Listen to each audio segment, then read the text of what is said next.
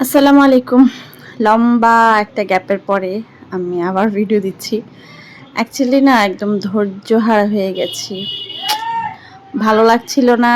আর এমনিতেও ভীষণ ব্যস্ত ছিলাম অনেক কিছুই।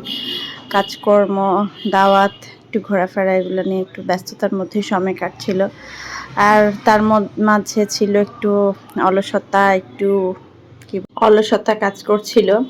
এমন নয় যে আমি ভিডিও করছি না, আমি ভিডিও ফুটেজ নিচ্ছি, বাট আমি এটাকে এডিট করে যে দিব ওইরকম আসলে কেন জানি আগ্রহই হচ্ছিল না। যাকে তো সকালবেলা ছিটে পিঠা নাস্তা করেছিলাম। তো ছেলেটাকে আসলে যখন আমার কাজ থাকে তখন যদি বলে নিজে নিজে খাও, জীবনও খাবে না। আর যখন আমি চাই ওকে খাইয়ে দিব তখন বলবো নিজে নিজে খাবে। ছেলেকে নাস্তা খেয়ে তারপরে দুপুরে রান্নার আয়োজন করছিলাম। তো দুপুরে রান্নায় হাঁসের মাংস ভুনা করব। আজ সব মশলা আমি পাটায় বেটেছি। পাটায় বাটা মশলা দিয়ে কিন্তু তরকারি রান্না করলে ভীষণই মজা হয়।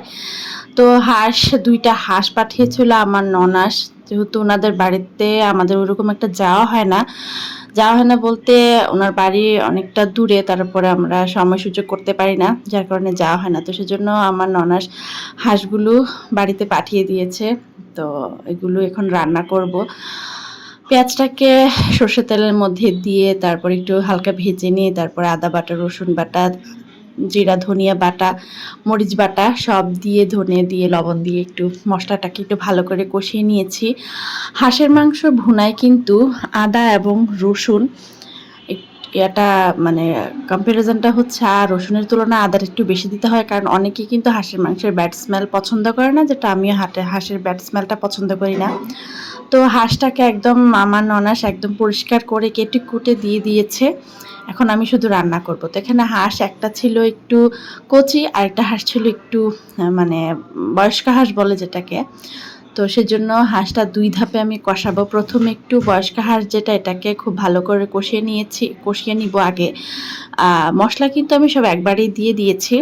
এখন মশলাটা কষানোর পরে হাঁসের মাংসটা দিয়ে দিলাম, দিয়ে অনেকক্ষণ এটা কষিয়ে নিয়েছি। এখন এটা কষিয়ে নেওয়ার পরে দেখুন কত পরিমাণে তেল উঠেছে। আমি কিন্তু এত তেল দিইনি, এমনি তো হাঁসের মাংসে কিন্তু অনেক তেল তেল হয়। আর এটা কিন্তু চীনা হাঁস না, এটা হচ্ছে দেশি হাঁস। এজন্য মাংস কিন্তু অল্প। দুই হাঁসে যে পরিমাণ মাংস হয়েছে, চীনা হাঁসে এর চেয়ে বেশি মাংস হয়।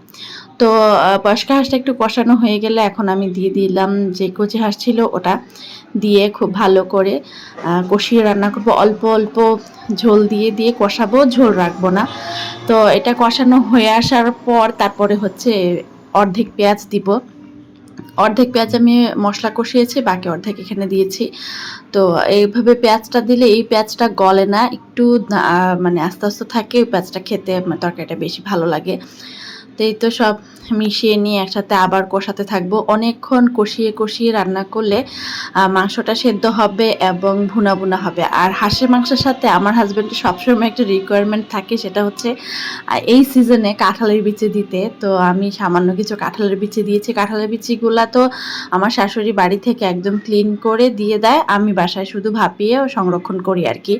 তো আমার এখানে যেহেতু কাঁঠালের বিচি পরিষ্কার করার ওরকম জায়গা নেই, সেজন্য আম্মা বাড়িতে সিমেন্টের ওই যে বড় কাঁদি থাকে, ওগুলোর মধ্যে পরিষ্কার করে দিয়ে দেয়। তো সাথে আমি ডাল রান্না করেছিলাম, ডাল আর দেখানোর কিছু নেই।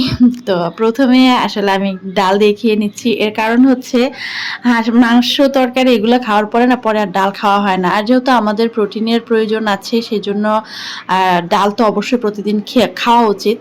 তো আমি প্রথমে ডাল দিয়ে সামান্য কিছু ভাত আগে খেয়ে নিয়েছি। তো ডাল দিয়ে খাওয়ার পরে তারপরে হচ্ছে হাঁসের মাংস খাবো। আর যেহেতু হাঁসের মাংস কিন্তু মাংসের পরিমাণ খুবই কম, আপনারা মানেন আর না মানেন, হাঁসের মাংসে কিন্তু মাংসের পরিমাণ কম। দুইটা রান আর বুকের মাংসটা ছাড়া আর তেমন মাংসই পাওয়া যায় না। হাড্ডি, হাত পা এগুলাই হচ্ছে হাঁসের মাংসের খাওয়া। তো যারা হাঁস খেতে পছন্দ করে তারা এটা মেনেই খায় যে হাঁসের মাংসের মধ্যে হাড্ডির পরিমাণ বেশি। আচ্ছা আপনি বলেন তো হাঁসের মাংসের মানে হাঁসের কোন জিনিসটা আপনার খেতে বেশি ভালো লাগে? আমার কাছে হাঁসের চামড়া আর হচ্ছে হাঁসের যে কি বলে গিলা, ওটা খেতে বেশি ভালো লাগে। আমি একটা আস্ত বড় পেঁয়াজ নিয়ে নিয়েছি। ইদানিং আমার কেন জানি মাংসের সাথে পেঁয়াজটা খেতে ভীষণই ভালো লাগছে। এখন দেখি পেঁয়াজের নাকি ডাইজেশনের অনেক উপকার হয় কাঁচা পেঁয়াজে।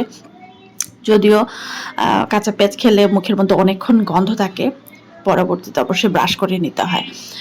তো খাওয়া দাওয়ার এক পর্যায়ে মনে হলো যে আসলে মানুষের বিয়ের পরের লাইফটা কত চেঞ্জ হয়।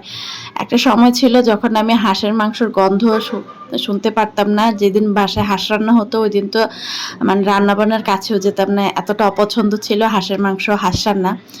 আ কেন জানি এখন এটা একদম অনেকটা প্রিয় হয়ে গেছে। শ্বশুরবাড়িতে আসার পরে দেখি শ্বশুর, শাশুড়ি, দেবর, হাসব্যান্ড সবাই হাঁসের অনেক পাগল। সবাই খুব হাঁস খেতে পছন্দ করে। ওদের সাথে থাকতে, থাকতে আমিও এখন হাঁস খেতে ভালোবাসি। আপনারা কি পছন্দ করেন?